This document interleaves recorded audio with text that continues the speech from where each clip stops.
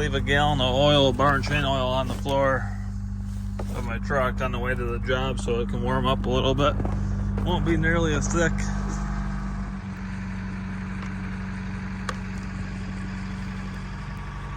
Alright, we're taking this cherry down first. Just got done making a little hole for it. Hopefully don't take anything else around there, but at least got those cut down to try anyways. It is cold out this morning, I can tell you that.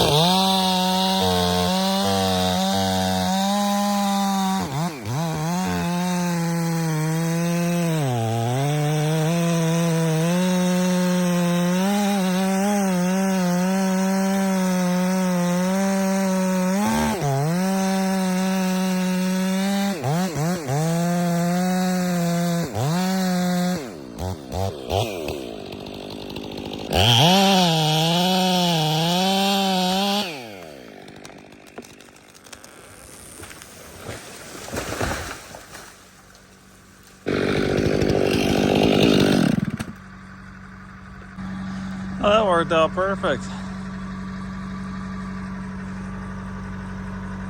Not the best color in a cherry, but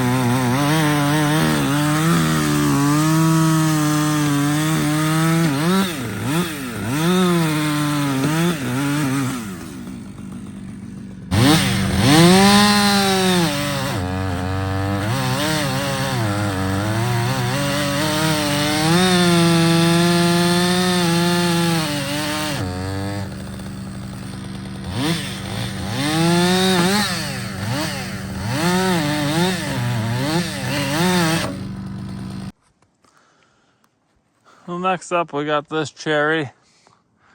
It's tied off the grapevines, going the way I want it to go.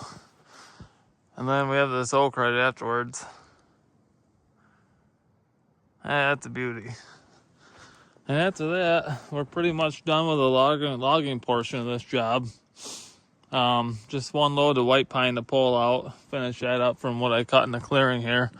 And we just have a little block right here to do in the clearing, but I definitely need someone to help me with a few of those trees along the power lines. I can't do those by myself with how far they lean over the power lines. But anyways, yeah, we're chipping away at it slowly but surely.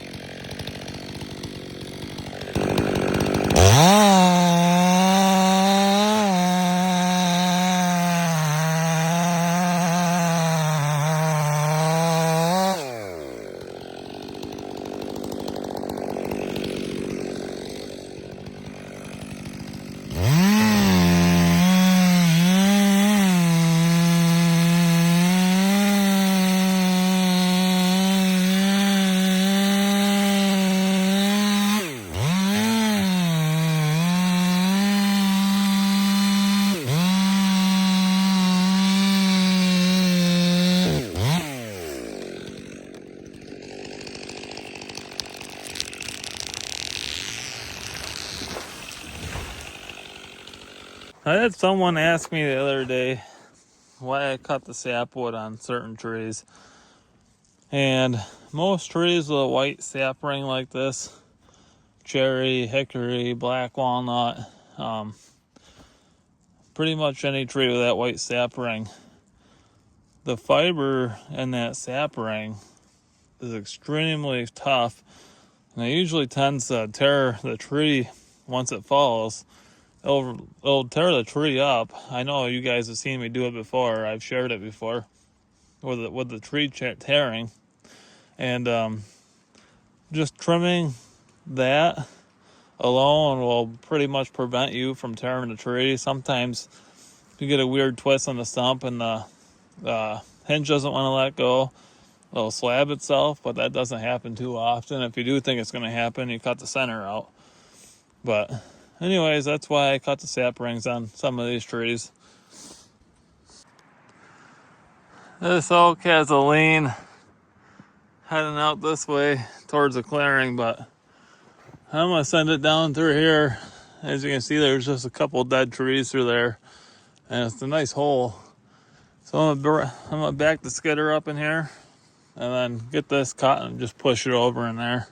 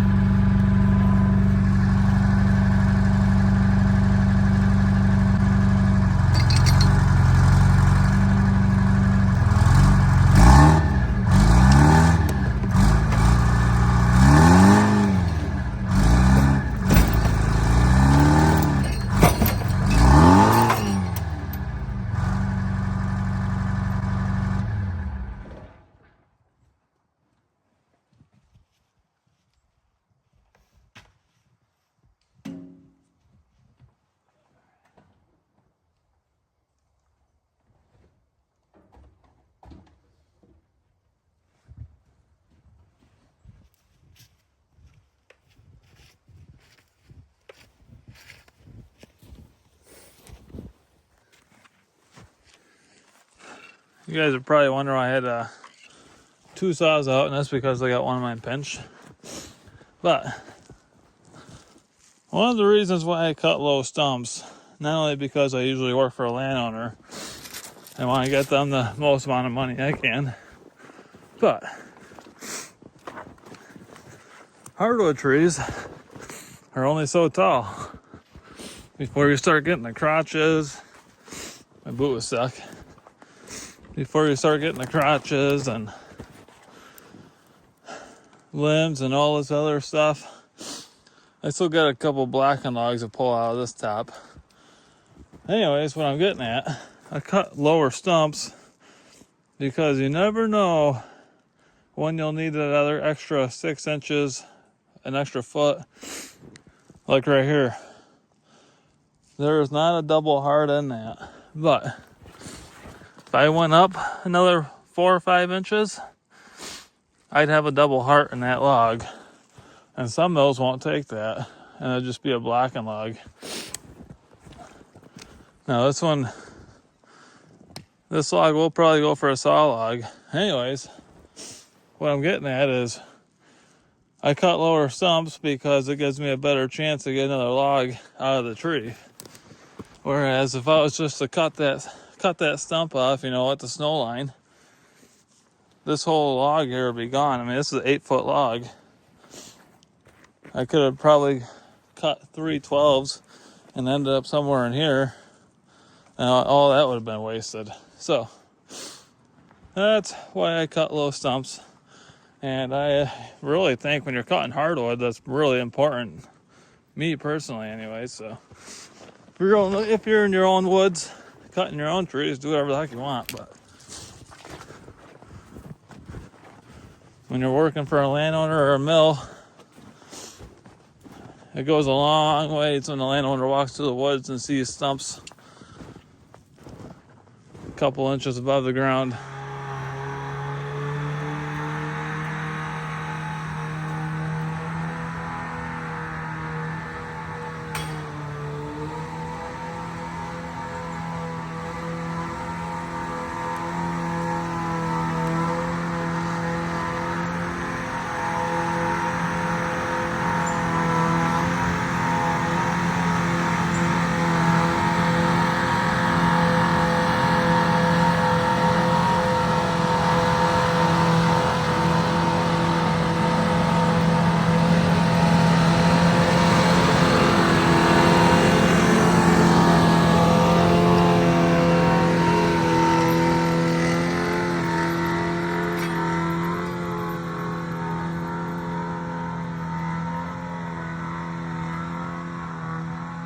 I can definitely tell you guys one thing.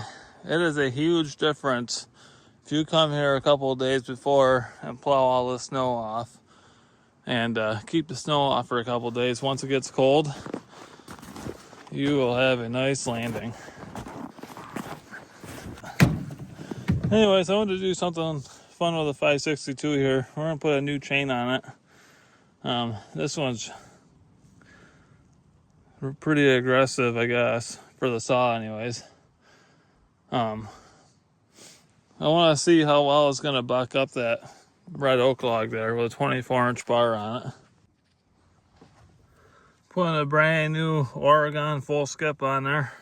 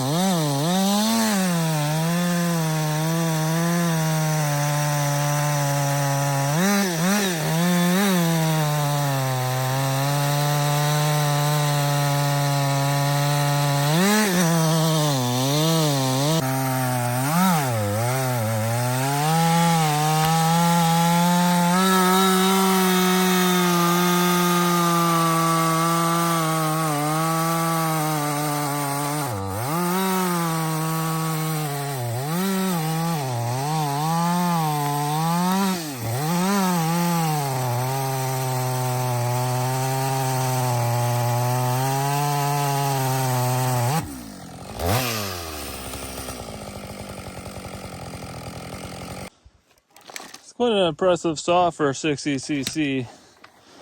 And I will say, my Mark II never ran like that when it was stock.